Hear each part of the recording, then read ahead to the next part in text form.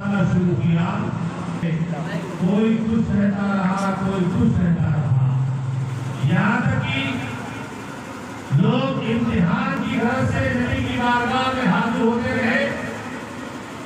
तारीख शाहिद है कि आपके खानदान का सबसे बड़ा जाहिल जिसे अबू लहब कहा जाता है, जाहिलों का बाप, पूरे नबी के सामने हाजिर हुआ और उसने कहा कि अगर आप अल्लाह के सच्चे नबी हैं तो मैं आपसे जो सवाल करूं उसका जवाब दे दीजिए। प्यारे मुस्तफा सल्लल्लाहु अलैहि वसल्लम ने इरशाद फरमाया, तू सवाल अपना पेश कर, मैं उसका जवाब दूंगा।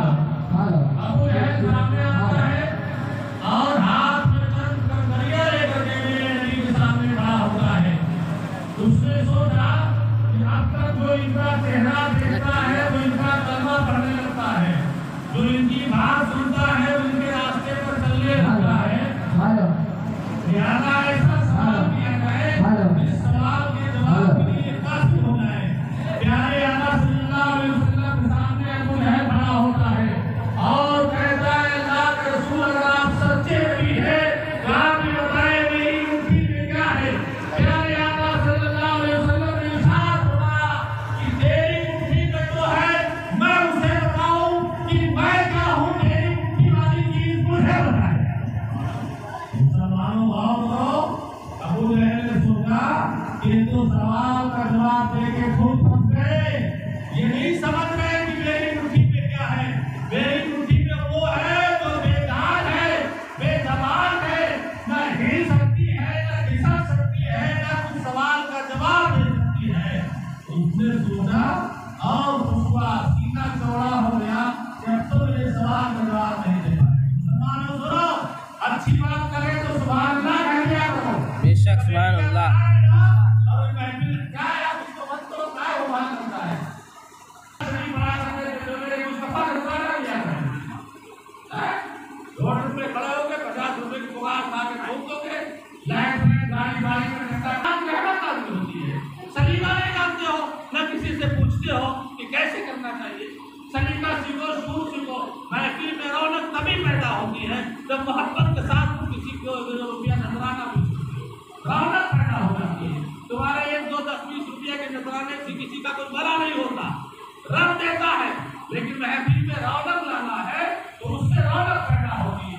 इसलिए कि नबी की सुन्नत है जिक्र करने वालों को नजराना देना, ये मुस्तफा की सुन्नत है। और जब सुन्नत छोड़ोगे तो रौनक पैदा ही नहीं होगी। और महफिल में जाओ, सामने खड़े रहो। कमेटी के कितने लोग हैं, बिल्ला बिल्ला लगा के खड़े हो तो पहचाने तो जाए कौन बोले। बिल्ला तो नहीं करवाते हो, सबको सामने रखा है, बिल्ला लगा के। अभी जब गाड़ी बजेगा, डीजे बजेगा, आपकी तो सारी मेहनत गाड़ी आने में चले रौनक बाहर भी पैदा हो।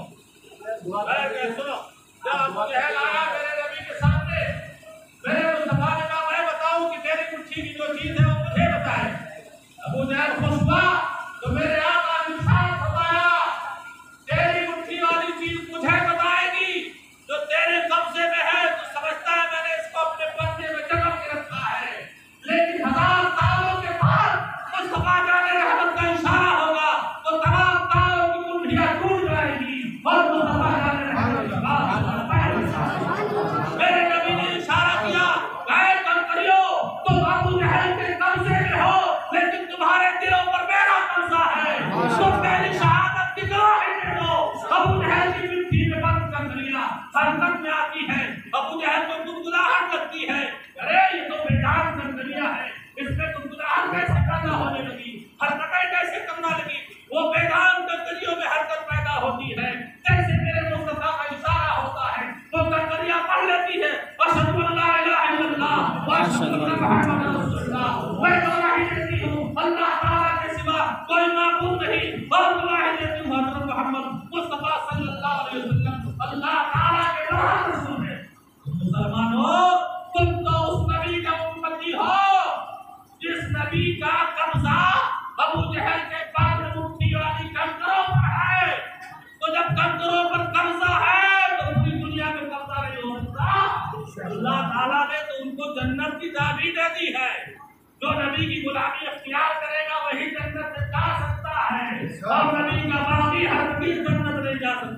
नबी का दुश्मन, नबी का गुस्ताख उनको जन्नत की खुशबू नहीं मिल सकती है। मुसलमानों, तो इस तरीके से तमाम सवाल आते हैं। देखिए रावी आया और उसने कहा कैसे अब आपको मानते कि अल्लाह के रसूल हो, तो मेरे मुस्तफा ने कहा तुम चाहता क्या है? तो उसने दाएं बाएं देखा, कुछ नहीं मिला। तो सामने एक दरख्त लगा था। अल्लाह के रसूल अगर ये दरख्त गवाही दे दे तो मैं मान लूंगा कि आप अल्लाह के रसूल हैं। उसने सोचा ये पेड़ ना बोलता है, ना हिलता है, ना कहीं चलता है, ये क्या गवाही देगा?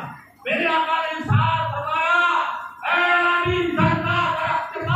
और उससे कह देना कि मोहम्मद अरबी ने तुझे बुलाया है।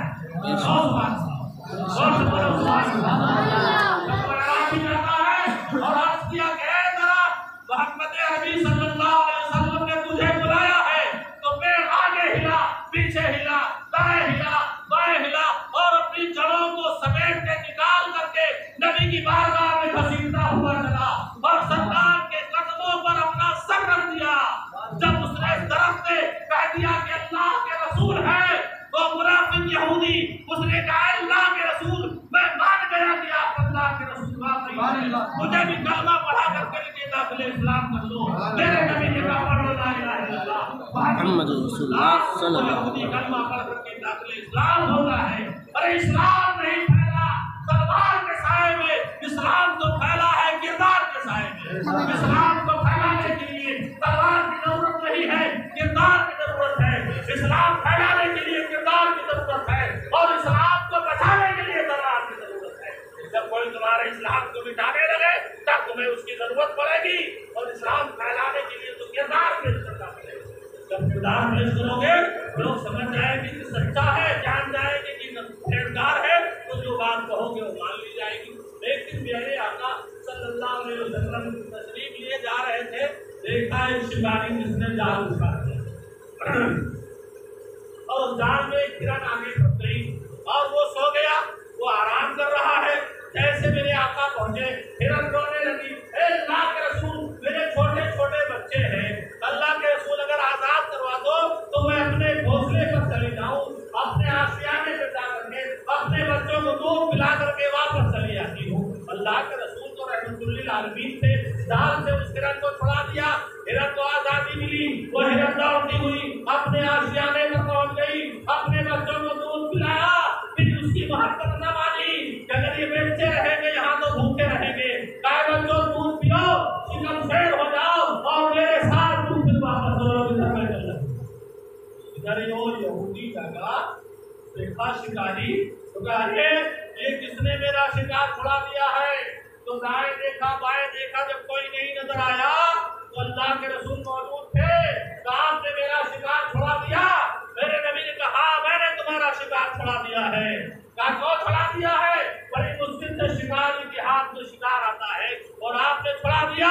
अल्लाह के रसूल ने इरशाद फरमाया मैं उसकी जमानत के लिए मौजूद है, अभी तुम्हारा शिकार वापस आ जाएगा। तुमने कहा बिल्कुल नहीं हो सकता, अगर कोई जानवर जाल में फंस जाए उसके बाद किसी तरीके से छूट जाए तो दोबारा उस जगह वापस नहीं आ सकता है। मेरे आका ने कहा ये तेरी बात नहीं है, ये मोहम्मद अरबी की बात है। उस जानवर ने मुझसे वादा किया है, अल्लाह के रसूल से वादा जो करता है वो सच्चा वादा करता है। अल्लाह सरकार से बहस लड़ाए हुए था, मेरे आका ने उसे तसल्ली दी, बैठो अगर तुम्हारा शिकार नहीं आ सकता है तब तक मैं बैठा रहूंगा। बात हो ही रही थी, इतने में देखा कि गर्द उड़ती हुई नजर आई। मेरे आका ने कहा खामोश हो, देखो शायद आ रहा है उसका। उसने कहा बिल्कुल नहीं हो सकता। बात करते करते और करीब आई और करीब आई, तो मेरे नबी ने इरशाद फरमाया तेरे एक शिकार को मैंने छुड़ाया था, अरे दो बच्चों को और लेकर के 3 वापस आ रहे हैं। अल्लाहु अकबर। हिरनी दौड़ती हुई आती है, सरकार के तलवे मुबारक को चूमने लगी। या रसूल अल्लाह आपने बड़ा एहसान किया है, मेरे छोटे छोटे बच्चे थे वो भूख से तड़प रहे थे, मैं उनकी माँ हूँ और मेरे दिल में ममता का दिल है, मैं उन बच्चों के लिए परेशान थी। अल्लाहु अकबर। जब उस यहूदी ने देखा कि हिरन एक जानवर है, वो जानवर आकर के मेरे आका के कदमों पर अपना सर रख देता है और नबी की बारगाह में नबी का तराना गाने लगता है। उसने सोचा ये दुनियावी ताकत नहीं है, दुनियावी ताकत होती तो ये हिरन चला जाता, वापस नहीं आता। पता ये चलता है कि इसीलिए वो जाकर मुस्तफा से वादा करने के बाद वापस चले आए।